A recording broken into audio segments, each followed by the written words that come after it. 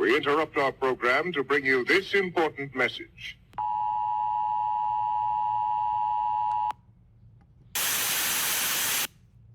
I'm back.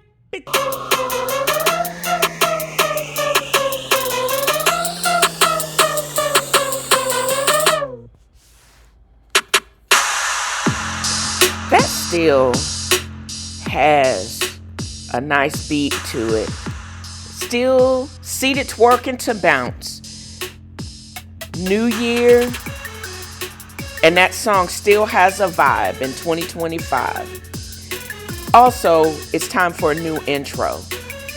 I am in with a podcast change. I added the F.A.A.F.O to it, but I'm back with the same formula that has allowed me to be successful in the past.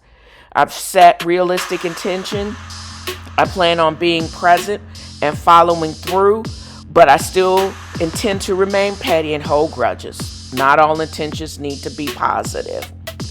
Also, I will be unengaged and unbothered by people and things in my life that do not serve me. That means parasitic people, unsolicited judgments, biased newspapers, and mainstream banks. I will not apologize for maintaining my mental peace. Happy and unbothered and at peace because I'm at unbothered. All day, every day, being unbothered is my way. Join me.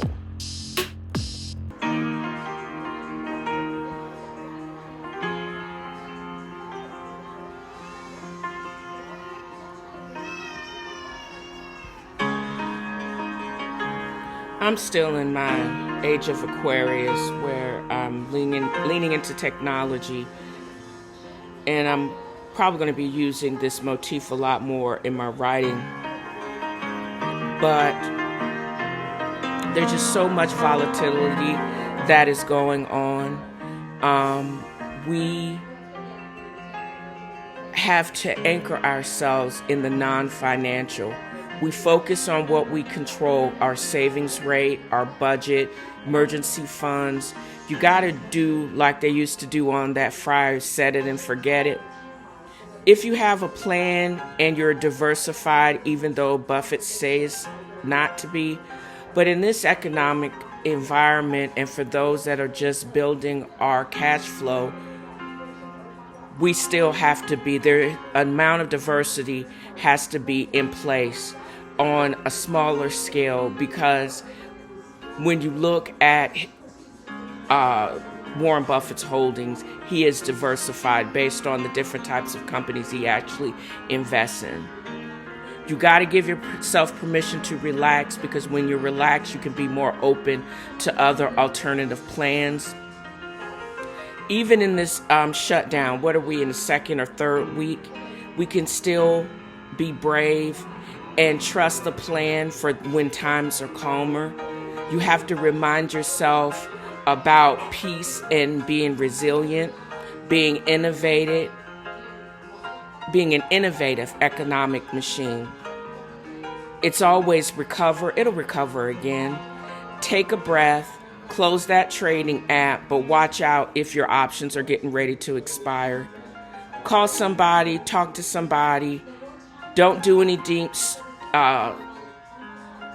scrolling on social media. Get into have a curated feed about big backing in South Georgia. That's fun. My well-being is not tied to a ticker symbol. The market daily sprints are irrelevant. I rest in the knowledge that my steady, patient discipline is the most powerful force I possess. And as well, y'all got this. We got this. So let's get it. Butterfly in the sky, I can go twice as high. So take a look. It's in a book, a reading rainbow.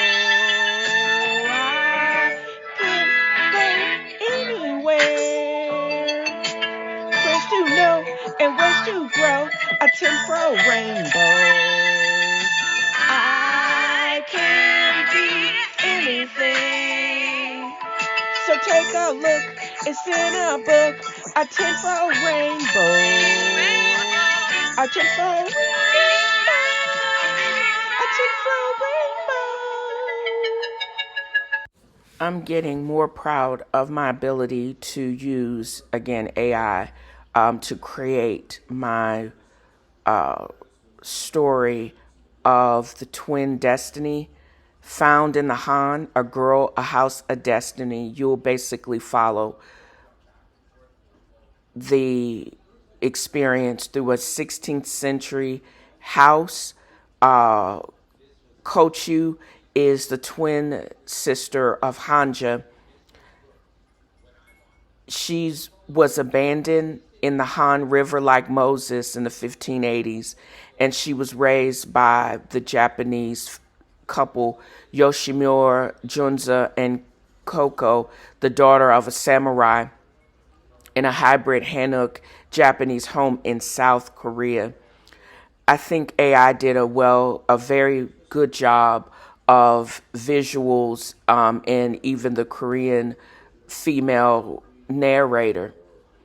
It's just the look at how the combination of ritual and curiosity across cultures, and it's just a wild ride. I've actually included just the audio for your enjoyment for this section of the Reading Rainbow narrative, but I'm actually creating a whole book that will accompany the historically driven visuals that I basically download and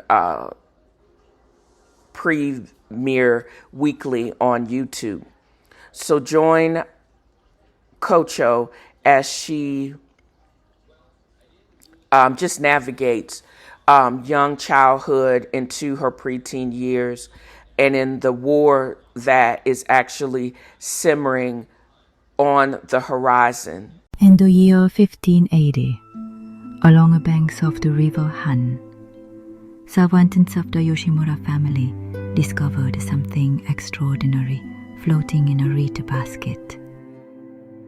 A baby girl abandoned by her mother, the royal concubine Zheng, would become the bridge between two worlds.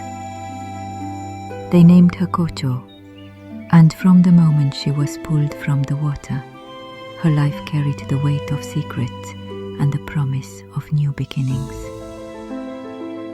Raised by Yoshimura Junzo, the fourth son of Buddhist temple architects and traders, and his wife Koko, daughter of a samurai from Yangdong, her story unfolds at the meeting point of history, duty, and unexpected tenderness. As expatriates in Korea, their status as a fourth son and a daughter allowed them to exist with benign neglect from their prestigious Japanese families, free to create something entirely new.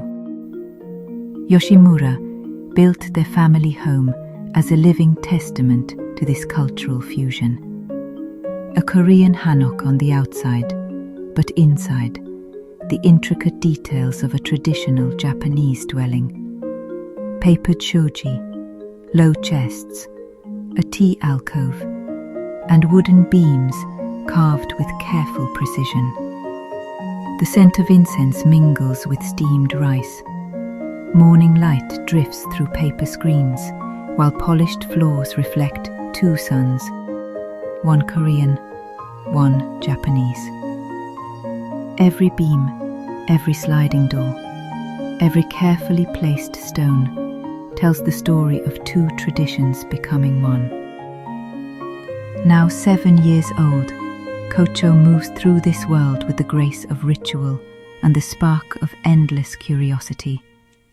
And the house itself feels like a guardian of her mixed memory. Today, like many days before, something catches her eye. A butterfly, delicate and golden, dancing through the filtered light of paper windows. It flutters past hanging sketches and lacquered boxes, a small comet of color against muted timbers. Watch as she follows it, her laughter bright and pure, echoing through doorways that frame both Korean elegance and Japanese precision. Her fingers reach toward it, only to miss, and each miss is a lesson in delight. In the main hall, architectural sketches hang beside ceramic jars filled with herbal tea, while framed family plans for Buddhist temples share space with carefully preserved records of Japan's military history. This home is more than shelter.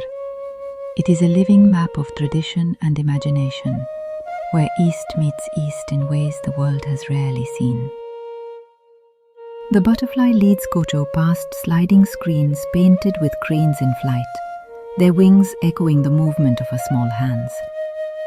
Here in the tea room, Korean ondol heating warms floors beneath Japanese tatami, creating comfort that transcends borders.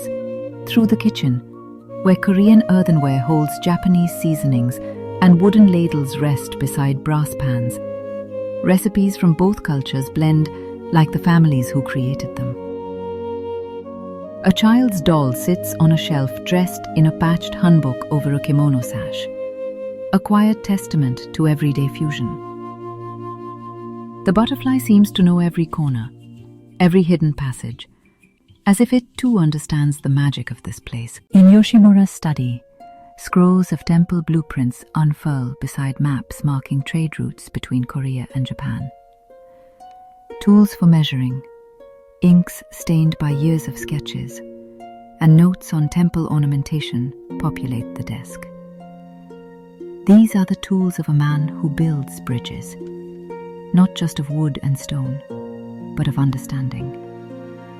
His architectural genius lies not in choosing one tradition over another, but in proving they can coexist, can strengthen each other.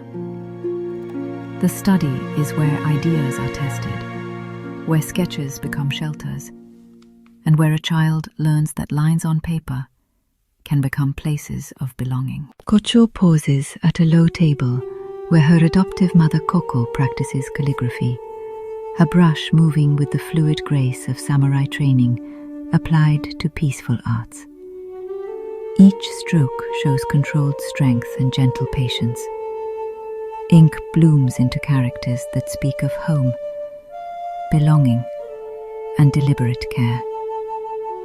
The characters she forms speak not only of words but of choices, of building a family from intention rather than blood, and of teaching a small girl how identity can be written, erased, and rewritten with love. The butterfly dances higher now, toward the ceiling where Korean danchong colors, brilliant blues, reds and greens, accent Japanese joinery techniques. Carved rafters meet painted beams. Brass fittings gleam where mortise meets tenon. Even in the smallest details, the house whispers of harmony, achieved through patience and respect. Its upper reaches holding stories painted in color and held together by expert hands. As Kochu follows her winged guide toward the garden, we see how this architectural fusion mirrors her own identity. Neither fully Korean nor Japanese, but something new, something beautiful, something that could only exist in this moment, in this place. In the garden, where Korean stone arrangements create meditation spaces around Japanese water basins and bamboo groves, the sound of water meets the hush of moss. The butterfly finally settles on a flowering branch near a carved stone lantern. Kochu approaches slowly, breath caught between reverence and play. She stops her chase, breathless with joy, and in her stillness we understand the profound gift Yoshimura and Koko have given her. A world where she belongs completely, not despite her mixed heritage, but because of it. This is the house that love built, where every architectural choice was an act of faith in a future where differences become strengths, where a little girl can chase butterflies through doorways that connect not just rooms, but entire worlds of possibility. The lantern light softens as dusk leans in, and the butterfly takes flight once more, disappearing into the Korean sky above their Japanese garden. Kocho smiles, feeling the weight of river origins and the warmth of chosen family at once. She is exactly where she belongs, in the beautiful space between traditions, in the home that exists because two people dared to build something entirely new. Is in alignment with a podcast segment dedicated to a fictional PI and all about true crime, or fictional crime in this case. Don't you think?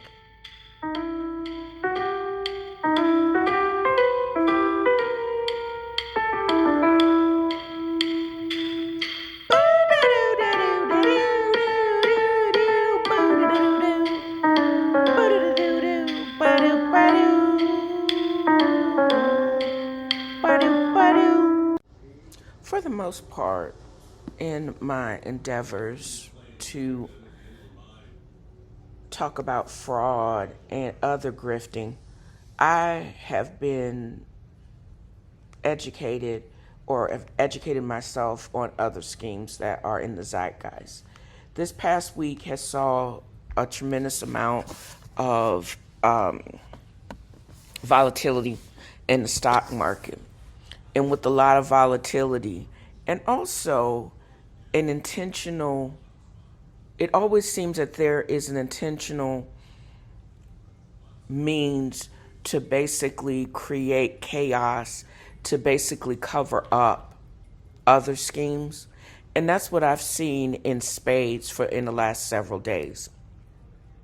For example, Jeffries Financial Group basically was caught holding the bag of $715 million in double sold invoices. There's something called factoring where a group will sell invoices at a premium to these investment banks to get short-term financing. But what they have done is what they actually found out, which was uncovered after this group filed for bankruptcy. First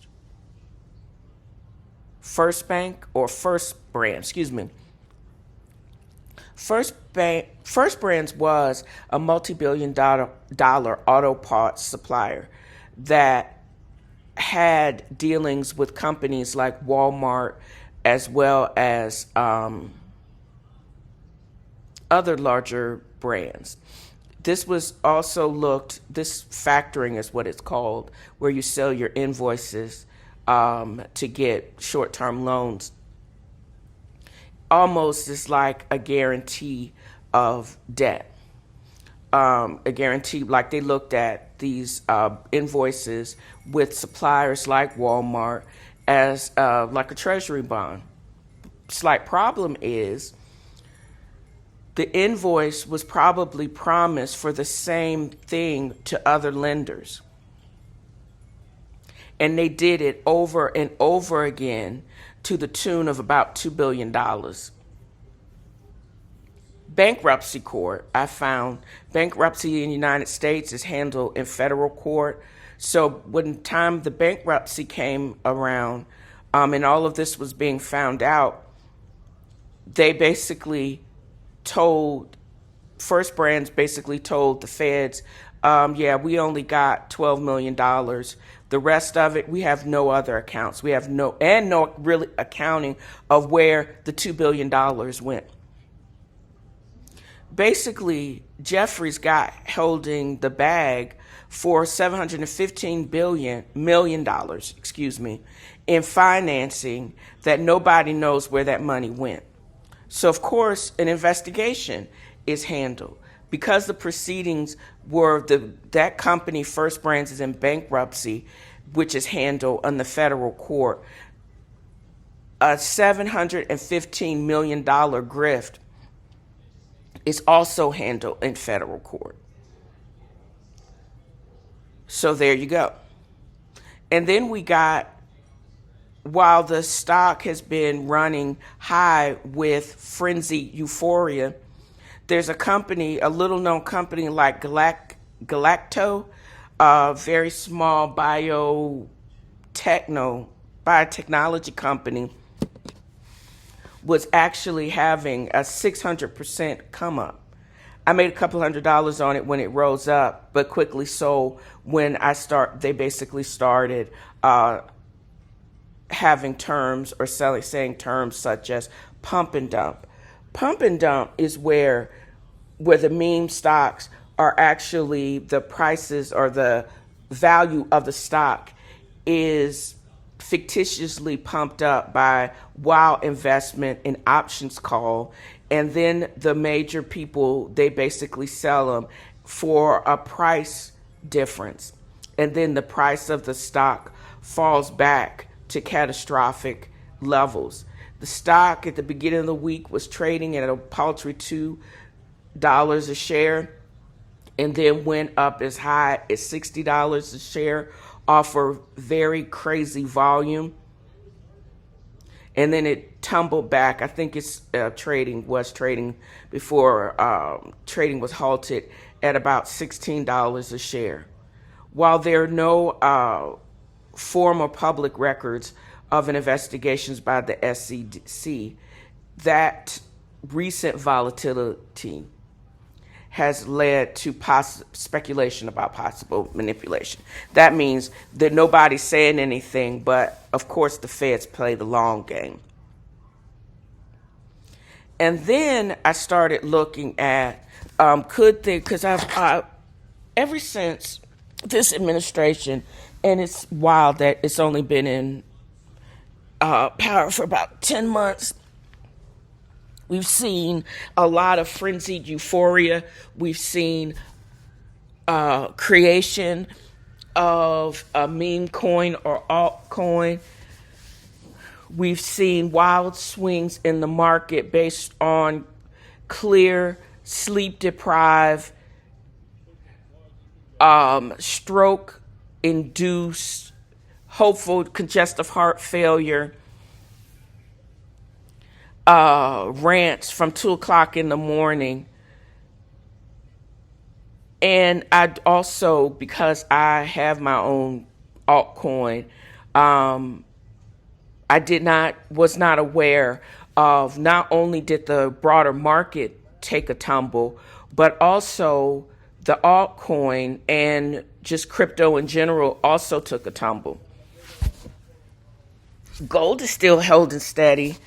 And once I figure out, now that I have access to futures trading, we'll see how that goes. But I digress. I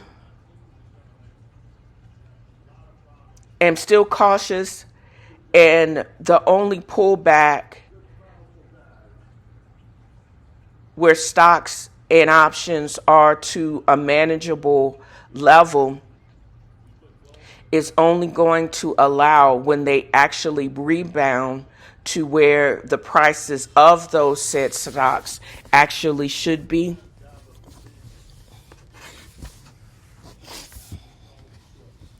So there's still obvious money-making opportunities even with this volatility.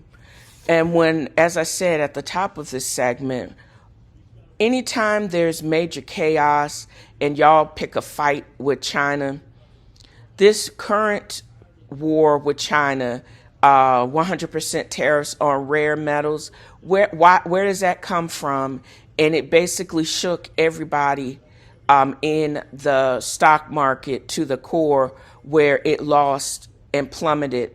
All in exchanges plummeted a certain amount. In the short term, there was a short-term loss of value overall in my account. But there are also some stop gaps where I see an opportunity again to make money. And did Chump's altcoin also lose value? Well, it actually lost a whole bunch of value from an all-time high of $73 per coin per token back in January to when it basically fell through the craters this past week. It was down below at $6 per share. But then it's actually picked up a little bit steam. And I think $6 per token is actually also still inflated because I don't think it's worth anything. My biggest concern was that massive price drop secondary to the old-fashioned rug pull where the project collapsed because the financial pool was basically rated for all of its wealth or volume or liquidity. Nah, the liquidity pool was not rated and the project was not abandoned. It was just the initial hype is over and the actual principal, not just the principal retail investors, paid the cost through fees when they bought the coin. The people that actually own it are the developers and the institutional investors that basically created the coin, and they profited from all the service fees associated with the coin being traded.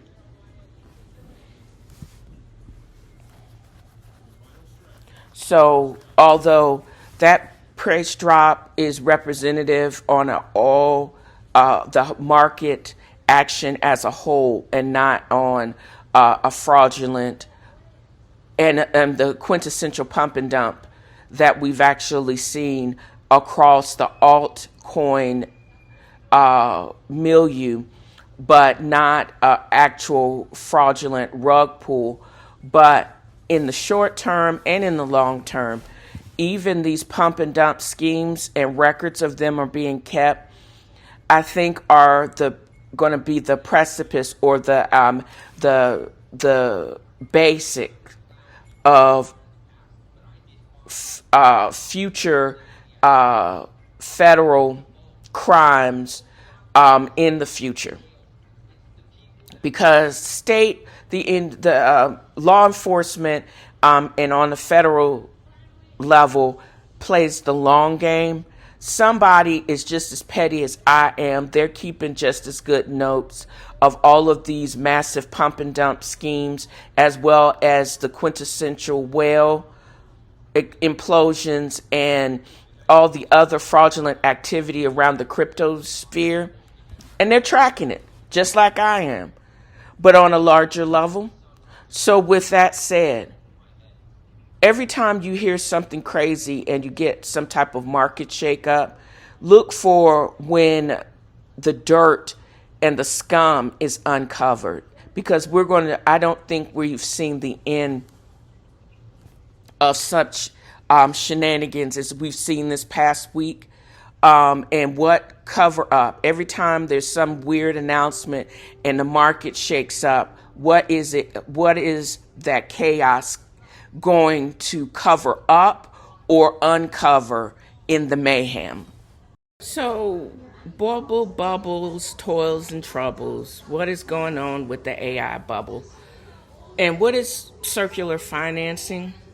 I can truly state that I am learning more from just investing and researching and investing and tolerating some of the talking points on shows like CNBC and even Bloomberg, and trying to understand as much as I possibly can about finance and financial market, because I'm in the stage where 80-hour work weeks is not for me. Working overnight, being called, and a whole bunch of life or death situations, I'm good on that. I think my background in medicine has just taught me how to just how to process large volumes of information, how to do research, and what you can actually use as what good research means. Learning as much as about companies that I can. Learning who fared the best in the last pullback, who has the financing to pull back in to handle a market downturn, and making sure that what I have saved and built and gained is actually protected if there is a major pullback. Everybody went crazy in this I wouldn't call it a crash. Yes, the stock market fell to in worst performance in a very long time.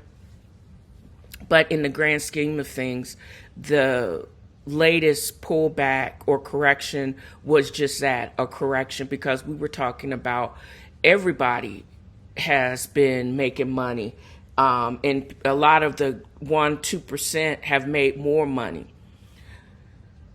And a lot of it surrounds AI.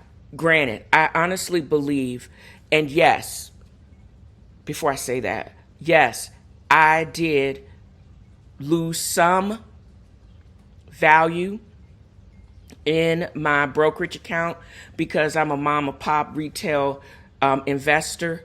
And I believe that people like me don't have a lot of room for mistakes and to lose a great amount of money. But my portfolio at this time is such that give back was definitely or simply a small part of what my overall investments were. So I didn't lose my shirt like some. There was a major pullback in crypto. And again, not a lot of what I have invested in crypto. I didn't take much of a big hit. But what is lending to not only the need for energy and data centers, etc., besides crypto, is AI. And I saw this diagram on CNBC last week that I wanted to take a deeper dive in, talking about circular financing. OpenAI, NVIDIA, AMD, Oracle, CoreWeave are at the basis of this. They are so interconnected that many analysts believe that their investments in each other are creating and inflating valuations and revenues. It harkens back to the dot-com bubble of the 90s and 2000s. This circular demand, although it can be very profitable, but unknowing people like myself, we're the ones that are going to pay for this. For example, it is when a supplier invests in a customer, the customer then uses the capital of that supplier, and then they book it as revenue. Really? It's very closed loop, and it's not sustainable. We've seen these mega billion-dollar deals for equity where NVIDIA, a chip maker, invests $100 billion technology for equity.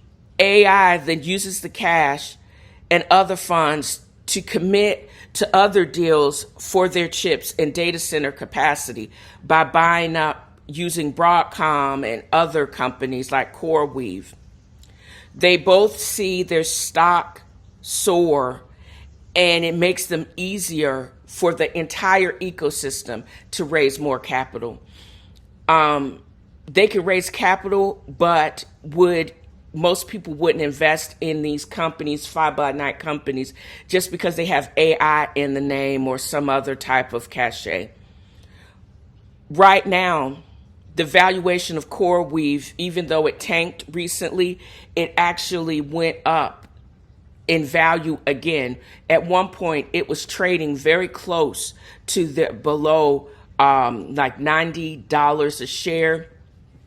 When I sold my options, they had soared as high as 151 before they actually pulled back to pre correction levels. Who also took a hit?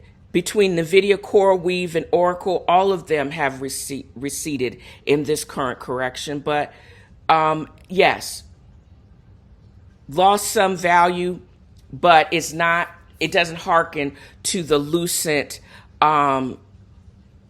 where they actually, where they were just crooks.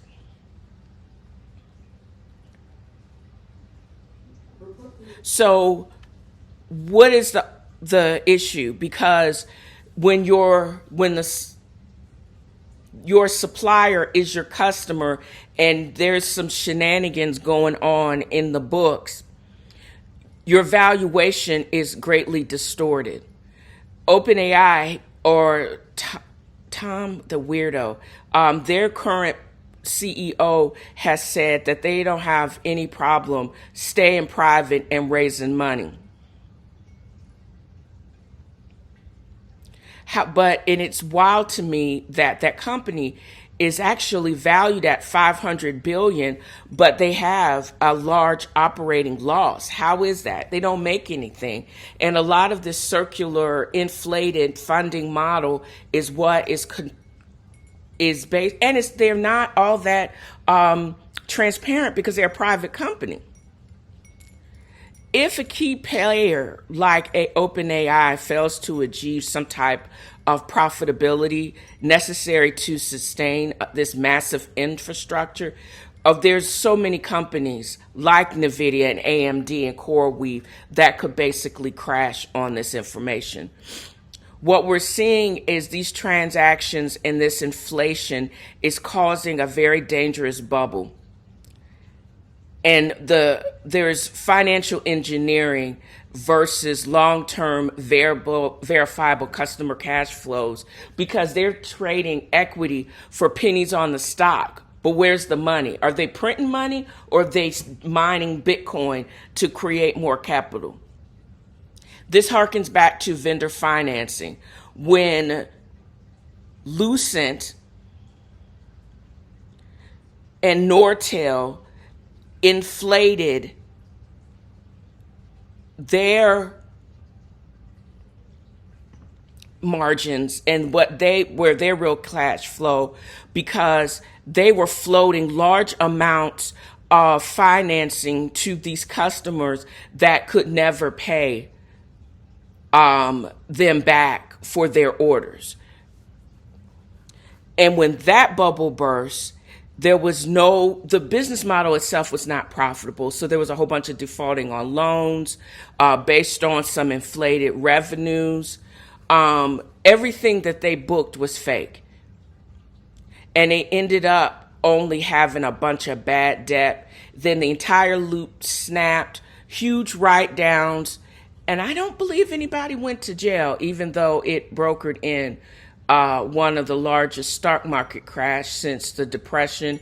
And then we had the mortgage crisis and the implosion of Lehman Brothers. So these types of circular financing and dubious and your revenues being propped up by bad debt, all is a recipe for a bubble. And when that bubble goes pop, a lot of people, include mostly the little man and the retail investors, actually get hit.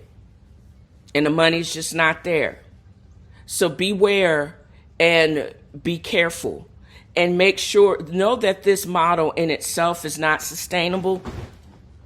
You can hope and you can pray, but you also have to be careful to protect your margins.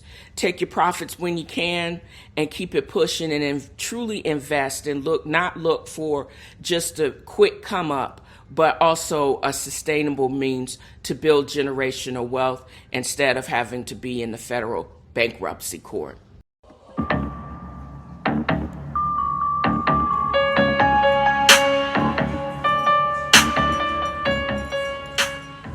Yeah, there's just a whole bunch of unholy amount of information, ungodly information that's coming out on the reality TV world. And what better yet of using the instrumental of unholy as I record on this glorious Sunday morning.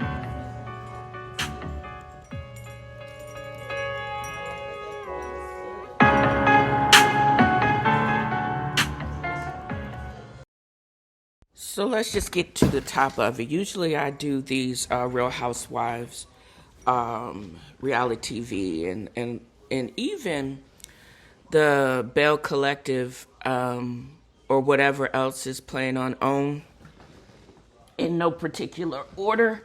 But the most salacious this week is a toss-up between Real Housewives of Potomac, the off-camera shenanigans, and then you got Sister Wife coming in at a close second. So, as long as I can keep the nonsense down, I'm going to actually just talk about this as much as I possibly can. Background noise, that is. I'm hoping that my noise canceling quality of the microphone for my computer actually is not going to you're not going to hear a lot of talking, but I've cut the TV down because I've also watching something else on home, Family Secrets. This week is crazy because on this week, a man by the name of Bobby Love, who actually was a convicted bank robber down in North Carolina, had been on the run for 30 years before he got caught. And then they sent him back to jail after he had been changed his name, living under an assumed identity for years in Brooklyn. And then I wonder how, maybe that's why I'm going to actually watch that a little bit more. How did they track him finally to Brooklyn? Was it some type of cold case and then somebody slipped up, loose lips? I don't know, but I'm not sure if they ever get to that. That's why I'm rewatching it anyways. But anyways, Real Housewives. Potomac premiered last week. Karen Huger, prior to, about a month prior to them, the cameras going back up for the season, had been released early from her multiple DUIs. She wasn't there. It's been rumored that she may appear towards the end of the season, but her presence was felt. They had some ghost drama, cryptic texts, some prayer circle, which was shady as all get out. Stacy is Delulu. Stacey Rush, I think is her name, her last name. It's now being alleged that she brought on TJ, and everybody was saying this all last season, that they were friends, they didn't even kiss. Now we know they probably didn't kiss because she had bad breath. And she came on, she had a long, storied history on QVC as a presenter. She was going through a divorce at the time, and her German husband, she actually they were under pretty good terms, but there was a scene where they were shown, and it was obvious that she was still in love with him, and he was just like, well, we'll see, because there was something that actually happened for that somebody filed, and the divorce was getting very close to being final. But it appears that they may be rekindling their story. I'm not sure. So, but then we got, what's her name? KK acting thirsty. Another allegation of Dr. Wendy acting funny. Ashley, after 3 years, her divorce is finally settled. The terms were in her favor. It looks like they may have had a pretty ironclad prenup, but she still got $20 million payout. I don't know if she got that in addition to child support, but I don't think she's going to be getting alimony with a 20 million large payout. There may have been, they may have did their due diligence, and forensic accounting turned up monies where he was basically alleging that all the money that he hadn't really spent all that much money after they got married, because she was not entitled to anything that he had made prior to it. But he's a businessman, and he must have made some amount of money to have some type of consideration, because that's a pretty deep and large payout. And she did a lot of things on her own. I think he co-signed on that house. I wonder, did he sign it over to her, or she bought him out now that she has her career on reality TV, and she's been in all of the things and hosting. So she's had a pretty good run, and she's built her life outside of being Michael Darby's wife. So kudos to her. But the true ticker of it all is Winnie Asefo. Now she's becoming what I'm thinking is more of an enigma to me, because she and her husband are Nigerian American. She has touted her 4 degrees. When she first came on the show, she actually was a professor at Johns Hopkins and was a political commentator on CNN. Since then, it was a storyline, I don't know if it was last season or season prior, where she gave up her tenure. Or they told her, you don't got to go home, but you can't stay here kind of situation. It was not very clear about that. I know that I've not seen any reports of her doing her commentary. Her Dr. Wendy show on YouTube is not premiering any new episodes. Eddie is also a graduate of one of the law schools, I think in DC. But there is no reports of him passing the bar or actually ever practicing. I don't know if he had some consultant roles or paralegal. I have no idea. But I say all of those things to say is because they have a very highly curated presence on reality TV and social media. But Thursday, their allegations that this couple have been accused of staging a burglary, filing a false police report, and insurance fraud. First, the $450,000 in luxury goods, the emails from husband to wife saying, is there anything else that we can actually add to the list to pump up the amount of worth of luxury goods that were allegedly stolen? And we see a pattern of y'all report all of this stuff stolen, but then when we traced it, a lot of you had already returned the stuff for refunds. And then you wear one of the purported stolen goods on Instagram. This scheme is just mayhem and foolishness. There was just no cover up. There were no burner addresses to the email account.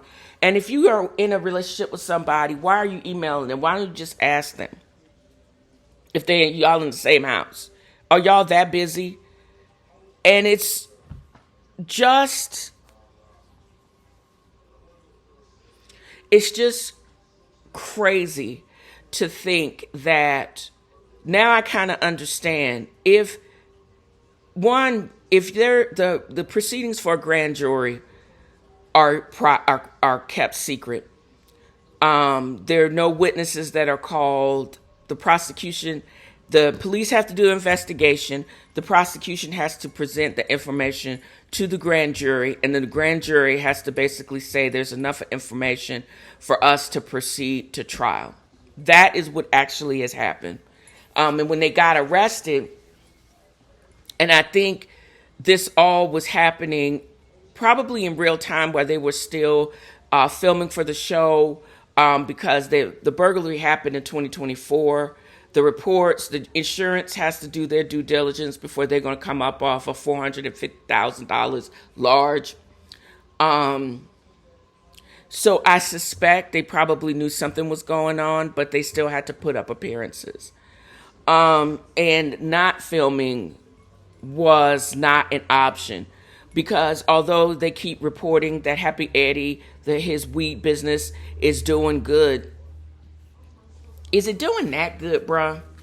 Is it doing that good to be able to keep up with the type of felonies that you are actually being accused of, the lawyer that you're going to actually have to retain? All of this is going to be, and if they haven't frozen your accounts, something is going to need to happen, unless you just got $1 billion in cash just laying around. So the issue too is she basically has hijacked the season from the grand dame, Karen. Yes, it was horrible that this was her fourth DEI that she actually got convicted of, but this is the difference between a misdemeanor and also multiple felonies. They got a storyline. Evidently, they had already wrapped. They were preparing to film, where there's like a hiatus where they're getting ready to go and have the reunion. Her new show or participation in Bravo's Wife Swap, the Real Housewives edition, has been delayed. They say it was supposed to premiere this week, but it's probably delayed another week because they got to vet her scenes, because they basically swap houses. So what also is uncanny about their arrest, several items that were reported stolen, they actually confiscated when they picked them up at the house. All I can think of is what the kids are actually going through, because we've seen them grow up. Wendy's been on the show for 7 years. There was a part in the episode where they're talking about what they actually want to do. And it was kind of uncanny. One of the sons, kids will put you on blast, right? One of the sons says, "You're not even a real doctor." And I'm wondering, my mind goes to, he's like, well, you're not a real doctor and you're not really using it. How much have they overheard, or how much have they seen, where the biggest thing that they could think of is owning a franchise of Chick-fil-A's? You know what I mean? So sometimes these kids appear to be very naive and very sheltered, but I'm wondering, now that they're older, how much have they seen and what they know? And now everybody's seeming to coming out the woodwork. Former cast members, interactions with bloggers that have gone left. And it's always been, she's always acted that she's above it all. And she, with her 4 degrees, she beats you over her head. But at the same time, she's not above crime, even though this is the worst heist I've ever seen. Girl, you are of Nigerian descent. You could have did this better. Or took a page out of Simon, Portia husband's playbook. Why didn't y'all cover y'all tracks? Sometimes the smartest people are also the dumbest criminals, but I digress.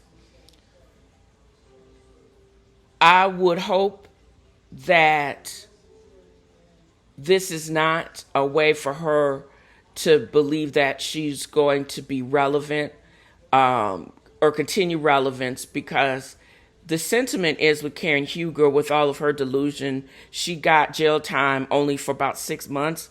And like Teresa Giudice. Teresa Giudice was the face of Real Housewives of New Jersey. Karen Hugler, with all of her condescension and delusion, still had a favorable fan base. And a lot of that pool has bought and the popularity of them will always bring them back. I would also garner, while it's hot, Jen Shaw, even with her shenanigans, may actually have a place back on Bravo when and if she ever gets out. But Wendy, I don't think you have enough sentiment within Bravo and also within the watching public to be able to utilize this and to play this for positive. If y'all stage this for cred and you're using any type of publicity as positive publicity, how are you trying to parlay your spinoff and special behind the scenes while the PhD, Weldon, multi-doctorate, how is she doing in jail with no fillers, no Botox, no extensions? How will she really fare? I want to see her with Queen Latifah cornrows and suffering in the county jail, because that would be funny to me anyways. I don't know about y'all, but there's something not right about all of this. And I've been watching a lot of the online other commentators. Now, granted, I don't know this woman. I don't know any of these people. I would prefer to only watch what they would say about their situation, but they can't talk about it because it's an open investigation and they haven't gone to trial yet. I would basically, like the judge said on Carlos King, don't come to any final conclusions. Follow the evidence. And that means I'm only going to be able to follow and comment on what has been presented to us. But I also think that one of the insurance agents was funny. They were like, made it left in the comment box. This smells like somebody that has done fraud. Now there is a pattern of behavior that they've probably committed this before, and how her appearance and her lifestyle did not match up to what the W2 Weldon people of the rest of the world, even a professor with tenure, you're not balling like that where you can have 4 Birkins. That doesn't make any sense. Also, are you really balling like that? Even with your salary from Real Housewives, your husband still is a real practicing lawyer at this time. So where y'all get all that money from? Something don't smell right. And it ain't the cheese, because we ain't in Norway, child. So I'm going to try to stay as updated as I can as any true, new, and verifiable information becomes available, just like the rest of us are doing, because again, I don't know these people. So there. I make no qualms about how or where I get my information from and my usage of AI to be able to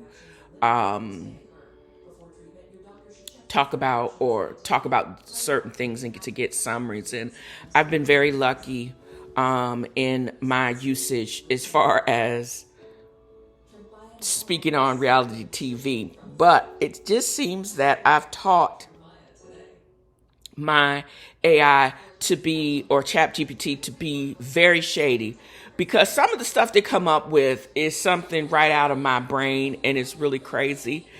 So when I asked them to do a humorous, ironic summary of Bell Collective, they said the show should be named How to Be a Boss and Still Clean Up After Your Spouse. And they say this is like a class in black male foolishness. Because we watch all of these ambitious women navigate a world where their husbands often introduce drama that's right out of a community college theater production. They having brunches in Mississippi, building generational wealth, multi-state enterprises, and then all of these men showing up in suspicious DMs, fighting over which condo to sleep in, and they're just acting like unpaid extras. They, the Bells, are operating on C-suite level, but their partners are bringing entry-level nonsense. Carrie Paul, it is obvious that she's the new Gulf Coast powerhouse. She has multiple successful restaurants. It appears that she is, for all intents and purposes, is in a strong and loving relationship with her husband, but she doesn't mind bringing the funk and the agitation. Marie Monroe is back with the saga she's dating her ex-husband as well as her online German dude. And there's a scene where she's basically dancing with both of them and they both twirling her around, and it's crazy. Cliff is the epitome of a toxic, non-talking male. And they are building a successful restaurant empire. But on top of the restaurant taste, they've built out condos that they plan on selling or renting. And Cliff is staying there. Instead of going home after work, he just go upstairs. With who? We don't know. That's going to be a long and drawn out discussion. There is still a whole soap opera chaotic edge to this group of Black female entrepreneurs, but they are redefining about what it actually means to be a Southern belle. Fabulous businesses, but their personal lives are extremely, extremely messy. I am not going to be able to stomach an entire season where Selena is talking about lack of communication between her and her fiance, buying trucks, whether lifted F-150 like I have, or another box truck for some doomed business venture. I'm not going to be there for Glenn making Letitia look stupid over and over and over again. I'm kind of over that narrative. What else do y'all have?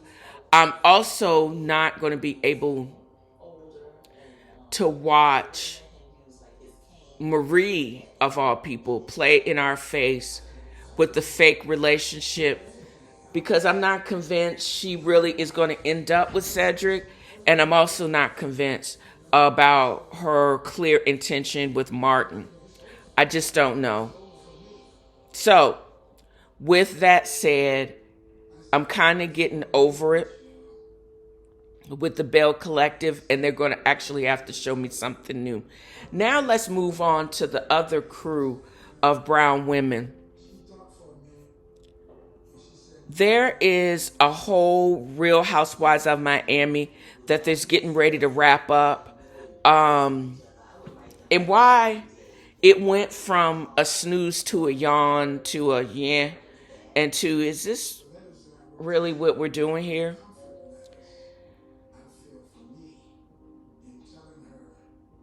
I get why they started out with tequila shots, because you need to be drunk to be able to try to navigate in any way the emotional damage that these women are perpetrating on that stage. We got Julia calling her own self out for being a serial cheater just to sabotage her ex-best friend, Adriana. And don't get me wrong, I don't think Adriana is at all innocent in her interaction, because she went and tried and was seduced by Julia the entire time that she knew that Julia was married to Martina Navratilova. And then you basically probably did tell her things, probably were encouraged to do things with her.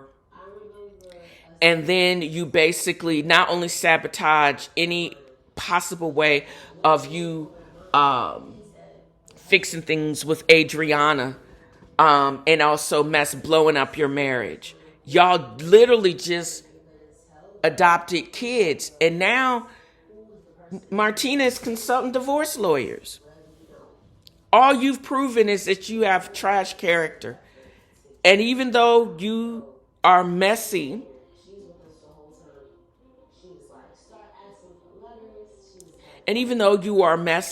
you may be you messed up your life, and you may messed up your chance of getting invited back. I think all of them should basically, not only both of them being concerned, but they all have certain things that we, the audience, are not going to really tolerate. I'm not going to tolerate this self-production and it appearing that, what's her name, the drunk one? It's Alexis and her other friend. You only give me little curated sound bites. You drinking cocktails and hanging out with Alexis. But at the same time, you're really not giving me story. And there's hints of self-production, controlling a narrative where it steers away from your real life. Yeah, we all need to be concerned about that. Because I'm not going to be able to watch another season of the trash that I just saw this past season. Adriana's checked out, and I think she's still smarting on the fact that Julia, fake Julia, was a full-time housewife, and she was relegated to the friend of, even though she helped build this series, and this came back as a friend of. And it basically showed you may not get asked back at all, girl. Gertie, the sad irony is she basically gave her real life in all of her turbulence of coming back from cancer, but it doesn't seem like she knows where her place is. She overtalks the other women.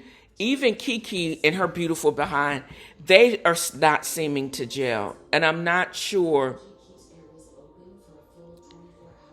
if her true autonomy and independence is going to gel with this group that doesn't have a realistic or natural thought or positive thought for success in their head. They're a bunch of crabs, and they dwell and shine in the mess. Stephanie, question mark. I think there's a fraud basically being perpetrated on her business end, and she may end up in jail just like Teresa and Wendy Osefo. Larsa, I'm just tired of her entire BBL face and ass.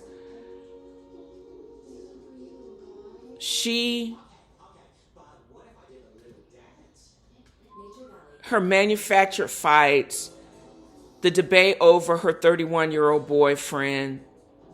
She's the designated mean girl, and if that's what they want, they got her. I don't think she's all that pretty. I think she is a Kim Kardashian knockoff, and she need to get all of that extra fat sucked out of her ass, and some of that filler dissolved in her face, because it's making her look kind of crazy. So, I think that entire cast needs to be a little terrified.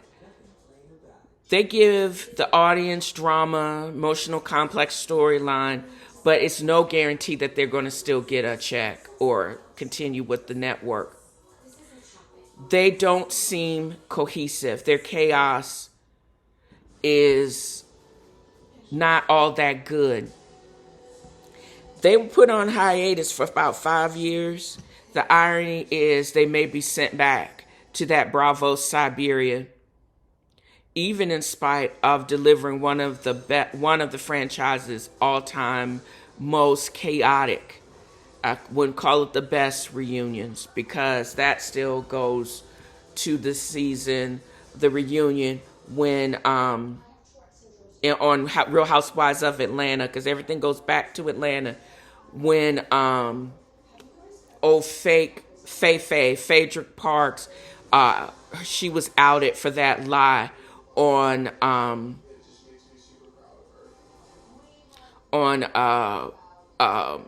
Candace drugging Portia, and she got sat down for 7 years. So look at here, y'all need to be very, very concerned about your place. Now I'm going on to Real Housewives of Salt Lake. With the exception of Bronwyn and Mary, I really don't like the rest of the cast. I think they're feeding us a whole bunch of hooey. I'm tired of the delusion of Brittany. Either marry, don't marry, but you need to give us something more than just your delusion. It's no longer quirky. It's actually annoying. Lisa Barlow, the problem is her selective Mormonism, her transactional friendships, and she needs an unwavering cult-like loyalty from friends. She's just problematic because it's so two-faced. She says, all of these rules are for y'all. They don't apply to me. I'm so much above it. And I don't need to stoop to any of this. Okay, girl, whatever. I find Heather Gay's narrative of bad Mormon is kind of over. She has performative friendships, spent a whole season trying to find out did Jen Shaw actually give her a black eye when she probably just fell dancing by the pool. This is all just missed opportunities and annoyances. Meredith Marks, I don't think. She's just so passive aggressive and an ultimate purveyor of chaos. Whitney Rose, the rebranding enthusiast, just using us for her own paid, and she's being paid to use the audience for her own psychoanalysis. The reinvention, thinking it's going to change her outlook from her, like she changed her hair color as easily as she changed her hair color, is actually probably one of the dumbest things I've ever seen in my entire life. I just don't get it. I don't like the narrative and the fake production. I don't have the tolerance for it.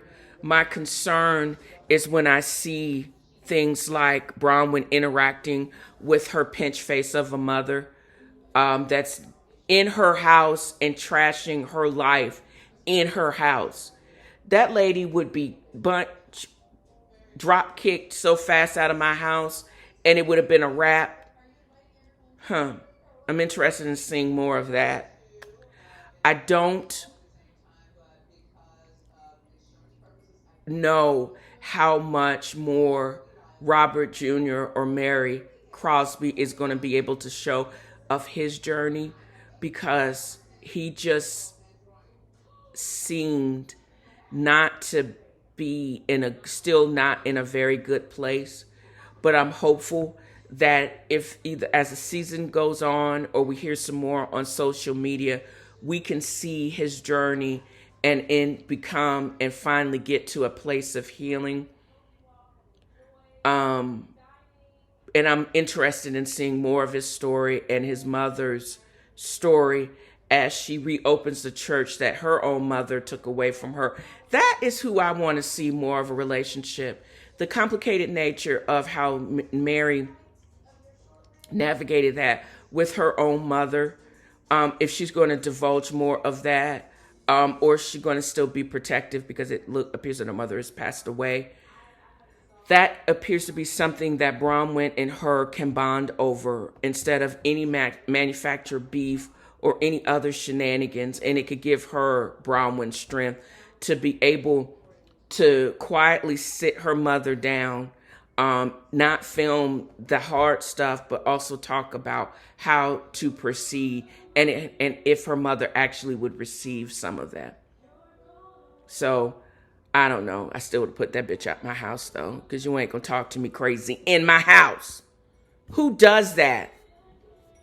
So now I'm going to just do some other work or just some other commentary on, because I also watched a lot of the 90-day fiancés in their variety of spinoffs. I'm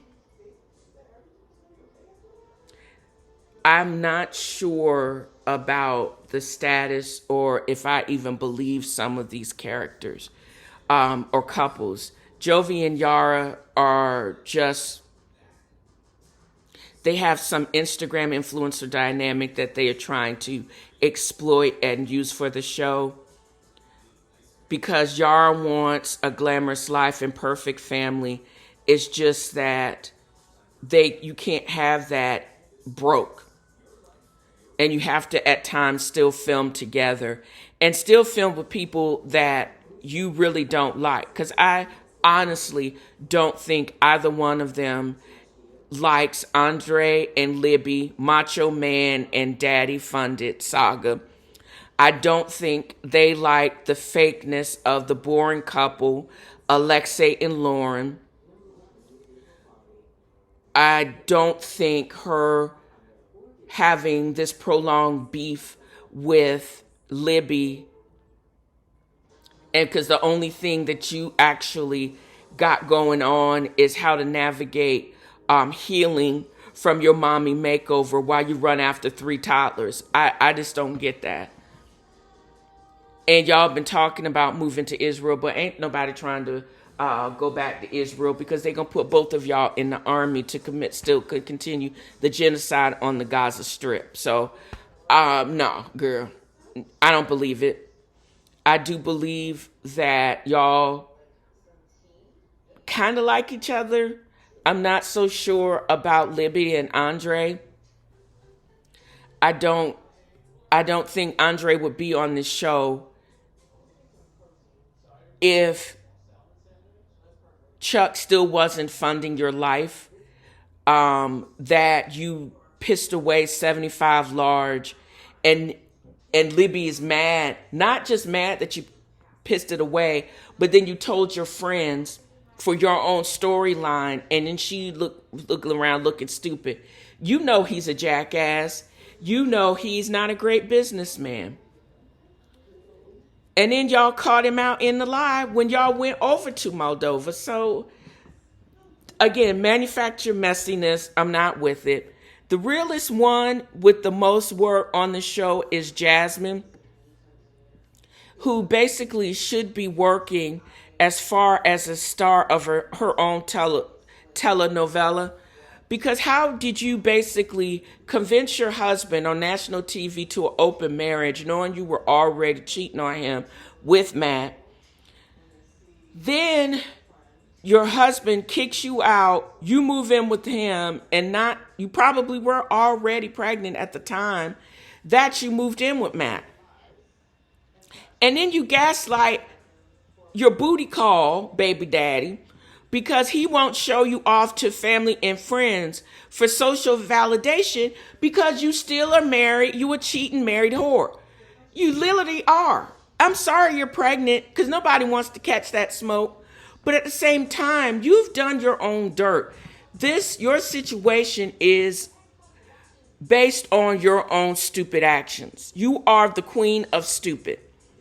Matt got caught up in a booty call, but now you're going to have another career as a reality TV star. You were only after in hitting and quitting it and giving her 2 times a day. And now you got caught up in the most absurd drama manufactured by your English as a second language Panamanian Jasmine. So there you go. Why? And in Jasmine now, in more absurdity, Jasmine is now mad because he's not showing off the prize of her overdone, overfilled, BBL'd breast implant butt. Girl, you were a booty call gone wrong. Lean into it. Matt be about it. How you going to navigate and just tell the people, your actual real life people, that you got caught up in some mess and now you can't get rid of her? And Gino is already, it sounds like he's already activated because he is about, you basically lied to me. I spent all this money on you, which is mysteriously the same amount that Andre lost in that business deal in Moldova, $75,000. I just caught that. But anyways, at the same time, Gino is also ticked off and he wants his money. Or you go back to Panama. And she had been going back and forth to Panama. They got her on route, an Instagram post, going to visit her son. So, and then she milking it out. I don't think she's going back there without her kid, the new little girl. So y'all, you need to beware. It's just all so dumb and absurd. But anyways, and bringing up the rear, Real Housewives of Orange County.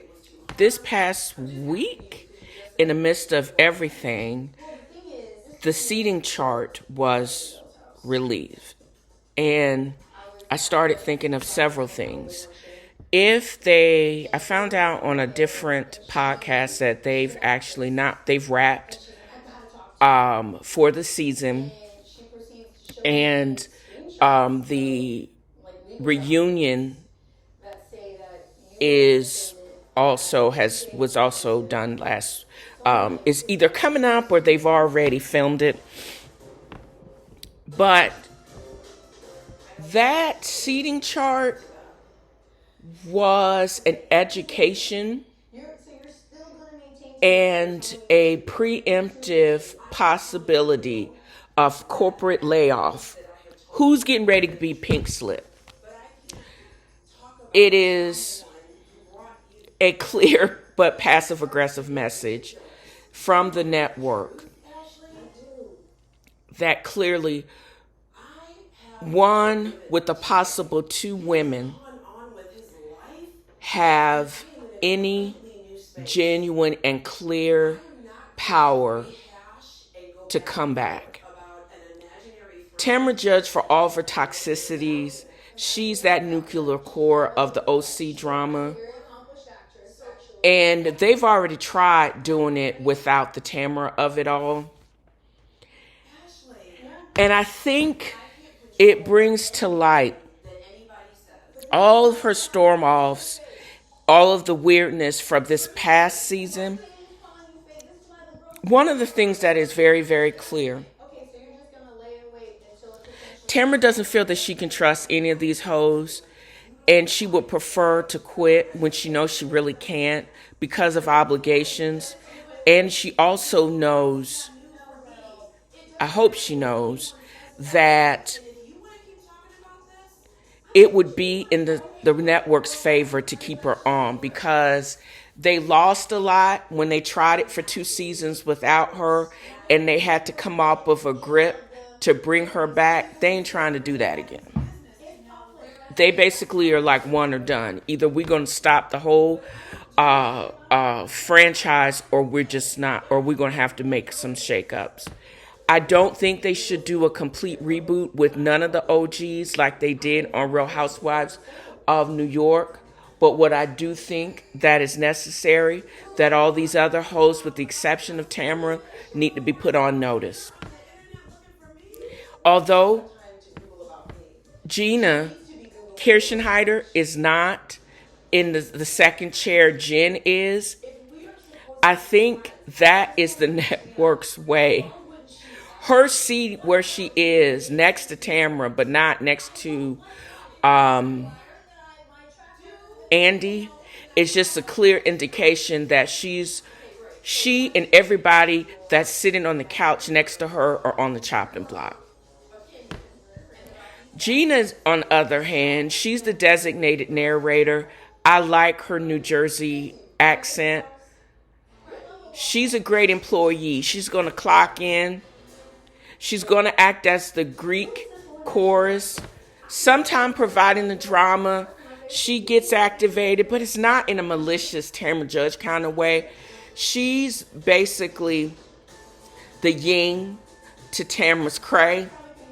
And that's why I think they need somebody of that balancing stature. It kind of was Heather Dubrow, but she's so checked out and fancy for this show. And she's aligning herself with the other most boring, checked out, no storyline having person, Shannon. Shannon, who will not forgive and will not forget. Because Tamara did rally for her, even though she was going through a whole bunch of stuff.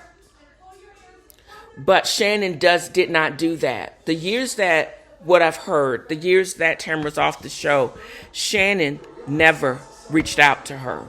Then she was taken aback when she basically ran into somebody's house and could have almost killed somebody. And then she got mad because she probably knew more than what was revealed, and she's made it clear that she doesn't want to be on the same screen as Tamara. She's not going to film with her. She's not going to support her. She doesn't care what the truth is, what it looked like.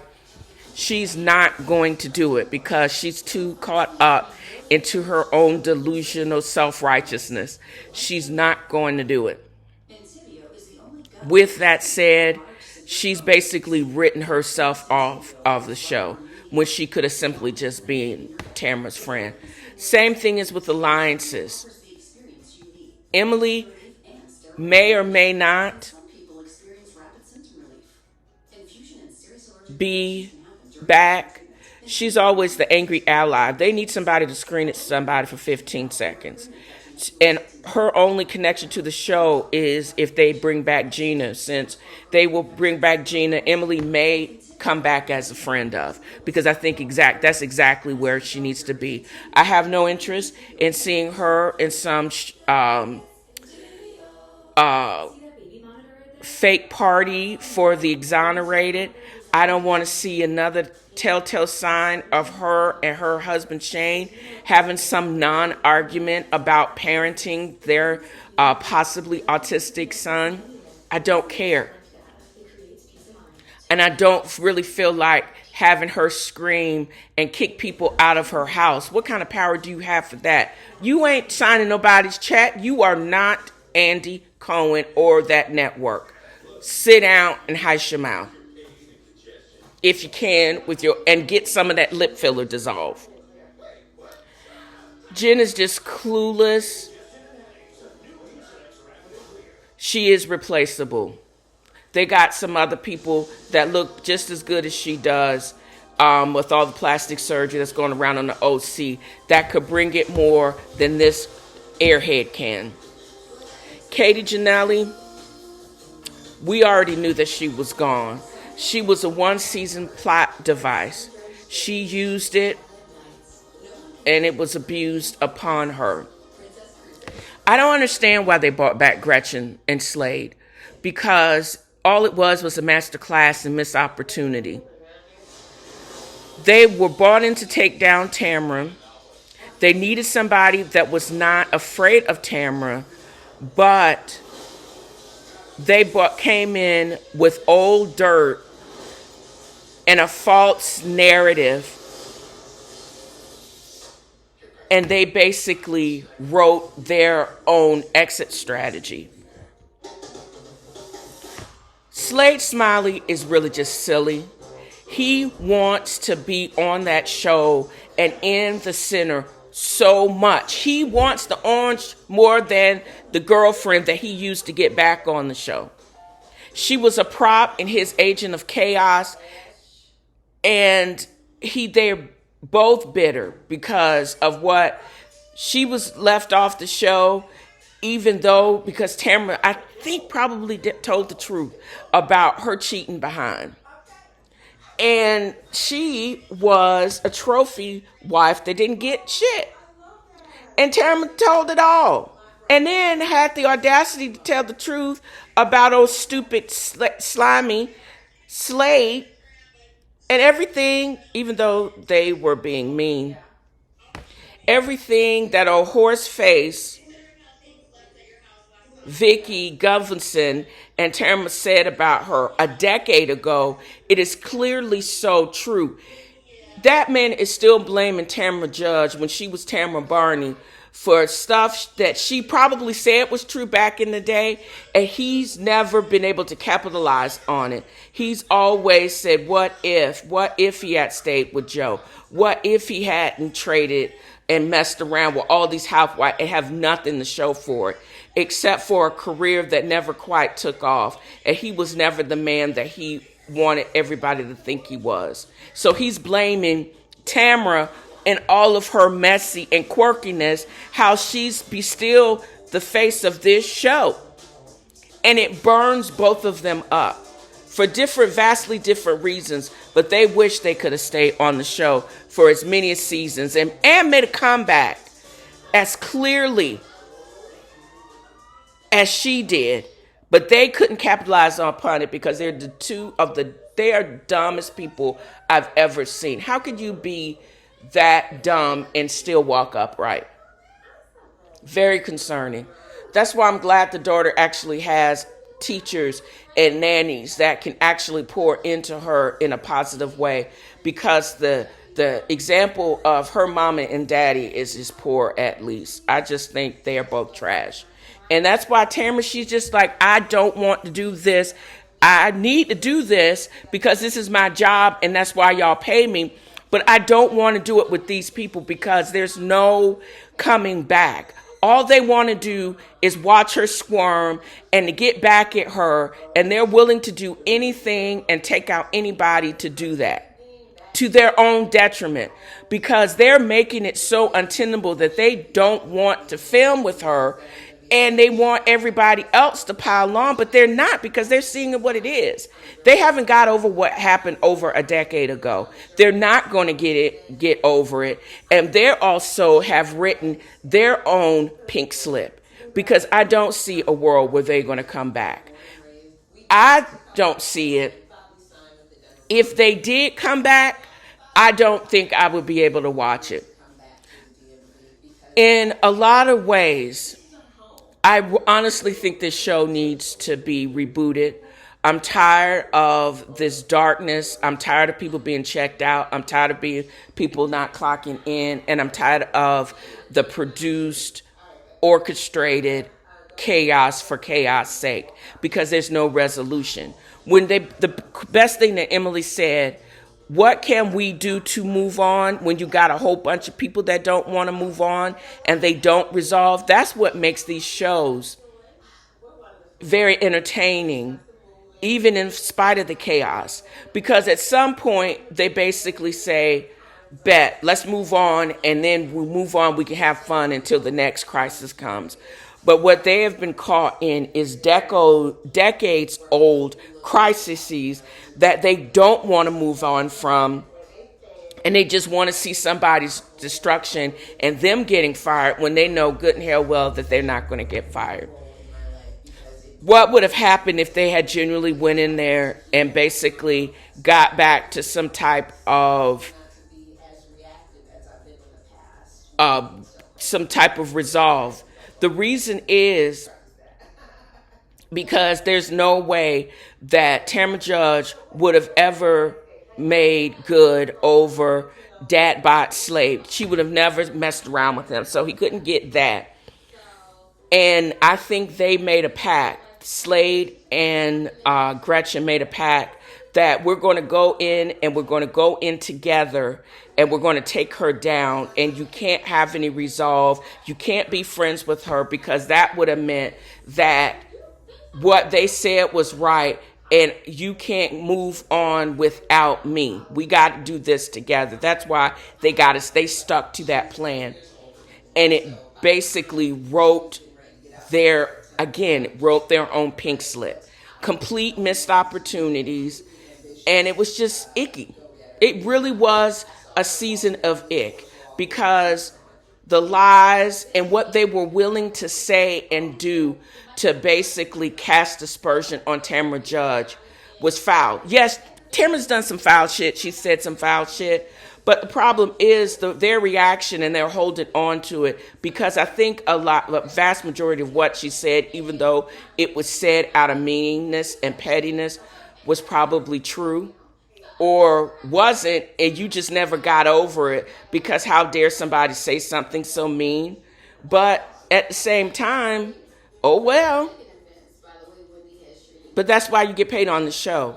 And for y'all to stick to that type of narrative and to be that nasty and not wanting resolve and a way forward without demolishing somebody else, it was horrible.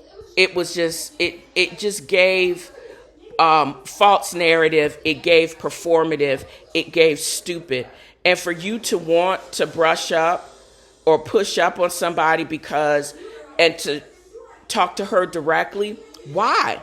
Who does that? What kind of man does that? Not a real man. And didn't want, even because you because what's his name? Eddie Judge. He basically was a real man, and I think he would have demolished you. And out of all of that, how he has actually expanded upon being in close proximity to Tamra Judge. How dare y'all be happy, and how dare y'all be together? That's the crazy thing to me. Y'all try to play each other against Tamra. This is Slade and Gretchen, but y'all got played, and now y'all have written your ticket off the show. Again, if either one of them, definitely if they come back, I'm not going to be able to watch OC. I really am not, because I'm already sick of her non-moving face, and I'm sick of Slade's sliminess and slithering his trying to weigh into some type of moment. Nobody cares, Slade. No one.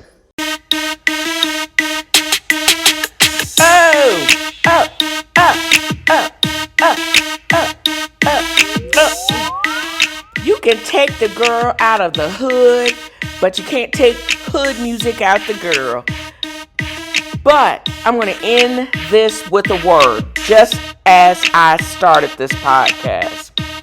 Do or do not do. There is no try. And that's a word from Yoda. I hope I have conveyed just how much fun I have had in creating this podcast. I've got my mojo back.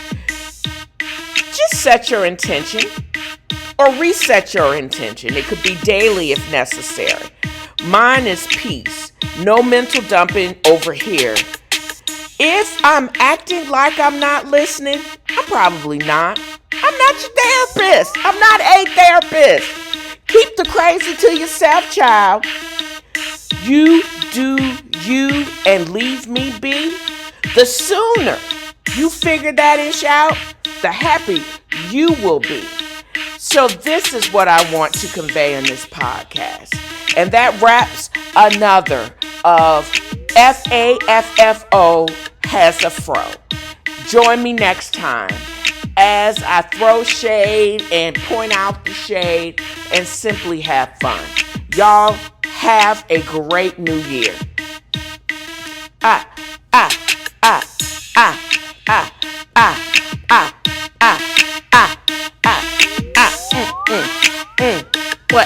What, y'all? What?